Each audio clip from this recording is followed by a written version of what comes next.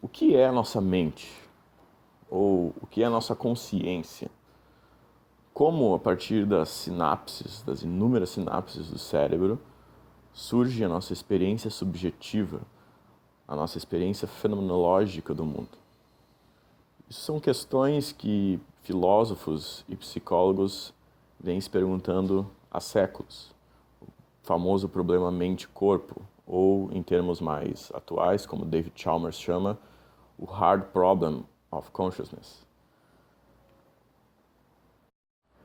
Há décadas, a ciência cognitiva vem tentando responder essa pergunta, assim como vem tentando responder a pergunta de como certas funções executivas do nosso cérebro estão relacionadas com a sua neurofisiologia. Embora nós tenhamos conquistado muitos avanços e compreendemos muito mais o cérebro hoje, essa questão ainda permanece, pois as explicações da ciência cognitiva são muito diferentes, elas não possuem uma teoria conjunta, uma teoria unificada. Cada uma delas especifica muito o seu problema e procura explicar apenas certa função isolada do resto. Então não possuímos ainda uma teoria unificadora que poderia explicar todos os aspectos cognitivos do cérebro e, por consequência, explicar daí o fenômeno da nossa consciência e nossa experiência subjetiva. Dentro desse contexto, eu procurei trazer aqui um possível candidato, na minha opinião, o melhor deles, para essa teoria unificadora de diversas funções do cérebro e também da nossa consciência. Isso se chama o princípio da energia livre. E é sobre isso que será esse vídeo hoje. Bom, antes disso precisamos entender dois conceitos da termodinâmica nos quais essa teoria se inspira. O primeiro deles é o conceito de entropia. Entropia é popularmente conhecida como o nível de desordem de um sistema. E a segunda lei da termodinâmica nos diz que a entropia do universo tende sempre a aumentar. Ou seja, o universo tende a sempre crescer a sua desordem e nunca diminuí-la. O exemplo mais clássico disso é o nosso quarto. Nosso quarto tende, com o tempo, a ficar desordenado. Ao menos que a gente gaste energia para ordená-lo novamente, a tendência natural e espontânea é que ele fique desordenado e bagunçado. Mas essa ideia popular não é exatamente precisa. Entropia, na verdade, é muito mais um conceito estatístico que nos diz que um estado de alta entropia significa um estado capaz de ocupar mais diferentes possíveis estados. E um estado de baixa entropia significa menos possíveis diferentes estados, diferentes arranjos. Como, por exemplo, o ar dessa sala. O ar dessa sala agora está ocupando todo o volume da sala. Isso porque o ar ocupando todo o volume da sala é um estado muito mais entrópico. Há muito mais diferentes maneiras do ar se arranjar ocupando todo o volume da sala do que, por exemplo, ele estivesse todo concentrado num canto da sala. Isso, na teoria, pode ocorrer. O ar na sala poderia ocupar subitamente só um canto da sala, fazendo todos nós morrermos sufocados. Mas isso não acontece, ou pelo menos não tende a acontecer, porque o ar, estando todo concentrado num canto da sala, teria muito menos entropia.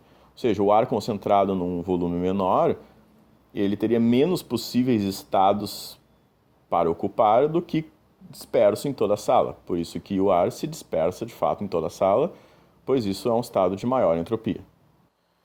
Já outro conceito é o conceito de energia livre, que está diretamente relacionado à entropia. O conceito de energia livre da termodinâmica significa que todo processo físico ou químico espontâneo tende a minimizar a sua energia livre. Energia livre é como se fosse a energia disponível de um sistema.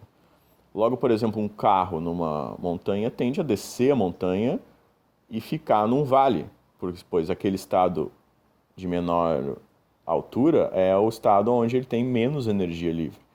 Por isso que as coisas tendem a descer, porque descendo elas estão minimizando a sua energia disponível. Já aplicada à neurociência, entropia e energia livre possuem conceitos um pouco diferentes, mas certamente inspirados nesses conceitos da termodinâmica. Entropia, a teoria da informação, é o nível de previsibilidade do ambiente. Algum ambiente com alta entropia seria um ambiente altamente imprevisível, e um ambiente com baixa entropia, um ambiente altamente previsível. Já a energia livre, na teoria da informação, é a correspondência, ou vamos dizer, o nível de divergência entre o modelo interno do sistema biológico e o seu mundo externo. Logo, quanto mais diferente é esse modelo interno do modelo externo do mundo, maior é a energia livre. E quanto mais próximo esse modelo interno do modelo externo, menor a energia livre. O princípio da energia livre, então, aplicada a sistemas biológicos, seria o de que sistemas biológicos, para conseguir resistir a essa tendência de desordem, vamos dizer assim, que o ambiente lhes impõe, eles ficam produzindo modelos internos do mundo externo, e a tendência é que eles minimizem essas diferenças, ou seja, minimizem a energia livre do seu sistema, que seria a melhor correspondência possível entre os modelos internos e o modelo externo. Fazendo assim, ele também minimiza a entropia do ambiente, ficando, por exemplo, num ambiente mais favorável à sua sobrevivência. Isso na biologia já é conhecido faz tempo com o conceito de homeostase. Homeostase, então, nada mais é do que o princípio da energia livre, em outras palavras, vamos dizer assim.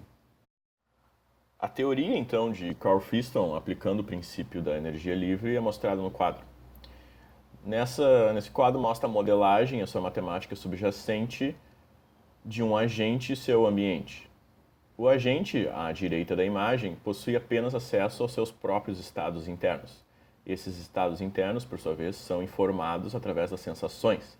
As sensações, por sua vez, são informadas a partir dos estados externos. O agente, então, jamais tem acesso direto aos estados externos, apenas aos seus próprios estados internos. É procurando, então, minimizar a energia livre dos seus estados internos que ele age no ambiente. Essa ação no ambiente tende, então, a minimizar a entropia do ambiente, ou seja, aumentar a previsibilidade do ambiente, e esse aumento da previsibilidade do ambiente faz, por sua vez, minimizar a energia livre dos seus estados internos. Bom, como então o organismo neurofisiologicamente é capaz de produzir modelos internos no mundo e, através das suas ações, minimizar as diferenças entre esse modelo interno e o modelo externo do mundo? Isso, de acordo com a imagem, é conhecido como modelo de Predictive Coding, e também usa um modelo chamado de inferência bayesiana, que a percepção funcionaria através de uma inferência bayesiana. Bom, a imagem mostra um input sensorial à esquerda, que é recebido por áreas corticais de hierarquia menor. Esse input sensorial é diretamente comparado com uma predição do como seria esse input sensorial. Isso então gera um erro, uma diferença entre o input sensorial e o que o organismo previa que seria esse input sensorial.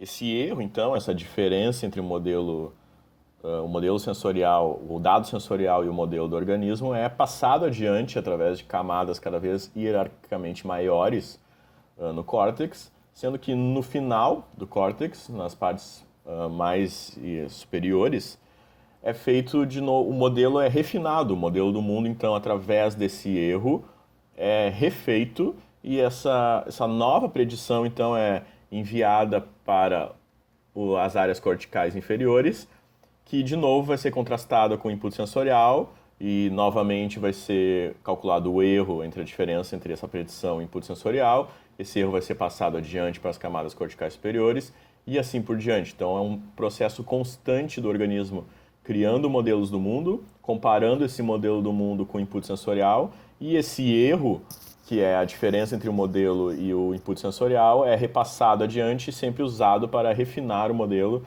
Sendo assim, cada vez o organismo consegue fazer modelos melhores do mundo e mais próximos dos seus estados externos, conseguindo assim minimizar sua energia livre. Esse modelo neurofisiológico tem um grande potencial para explicar diferentes aspectos que a gente já conhece de como nosso cérebro funciona. Neuroplasticidade é um deles.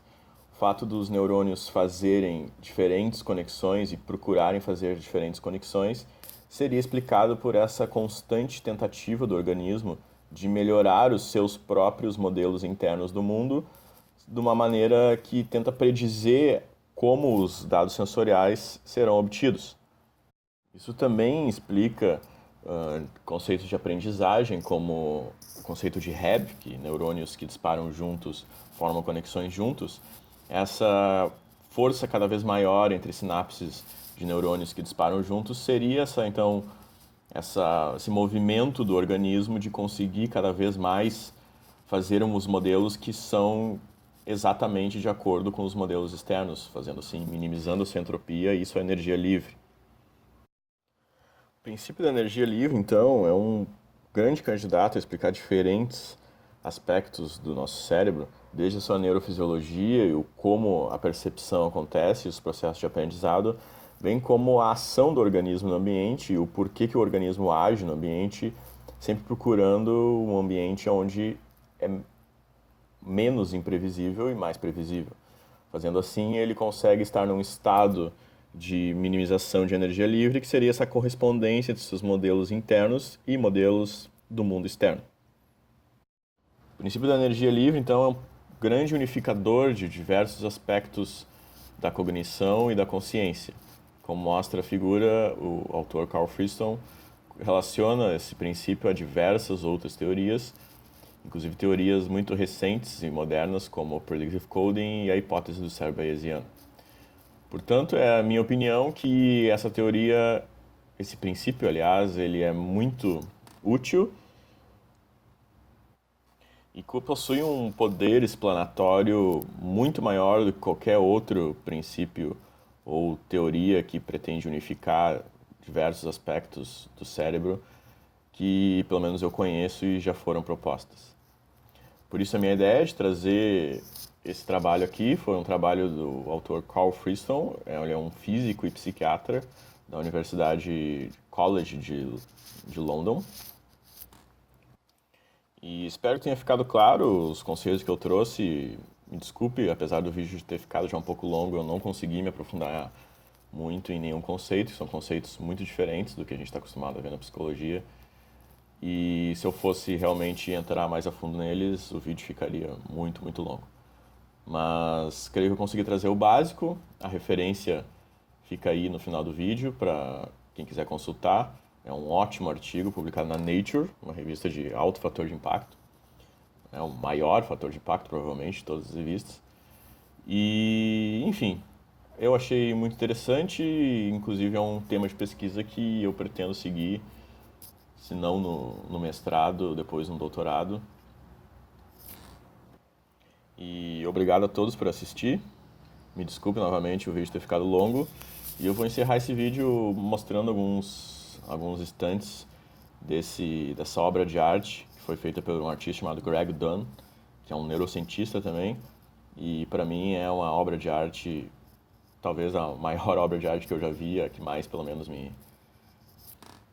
uma das que mais me toca, que eu acho simplesmente lindo, que é mostrando como que o cérebro seria se a gente pudesse ver ao vivo todos os neurônios funcionando ao mesmo tempo, e o que nos mostra a incrível complexidade desse órgão, que certamente está no cerne de quem nós somos e da consciência, nossa personalidade, tudo.